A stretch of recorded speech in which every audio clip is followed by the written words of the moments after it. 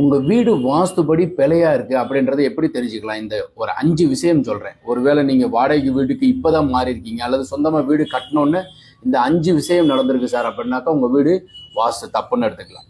First உங்க வீட்டுக்காரருக்கு வேலை போயிருச்சு, இல்லைன்னா டீக்ரேட் பண்ணிட்டாங்க அல்லது இருப்பிட மாற்றத்துல ஒரு அவுட்டர்ல ஏற்றி மாற்றி போட்டாங்க அப்படின்னா ஒன்று பிழை. அதே மாதிரி பையன் நல்லா படிச்சுட்டு இருந்தா, டிஸ்டிங்ஷனில் மார்க் வாங்கிட்டு இருந்தா, இப்போ சரியாக படிக்க மாட்டான், செல்ஃபோன் அதிகம் பார்க்க ஆரம்பிச்சிட்டான். ஸோ நம்ம என்ன சொன்னாலும் கேட்க மாட்டான். 2வது. 3வது, மனைவிக்கு திடீர்னு சொல்லிட்டு ஏதோ ஒரு வழியில் வயிற்று சம்மந்தப்பட்டது அல்லது கால் வலி வந்துருச்சு. பூமி தென்மேற்கு கன்னி மூலை ஏதோ ஒரு பிழை இருக்குங்கிறத உங்களுக்கு உணர்த்தது.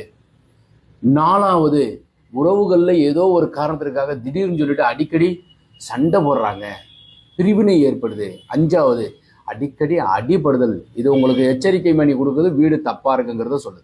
கவனமா அதெல்லாம் பார்த்து அதன்படி சரி பண்ணிக்கோ.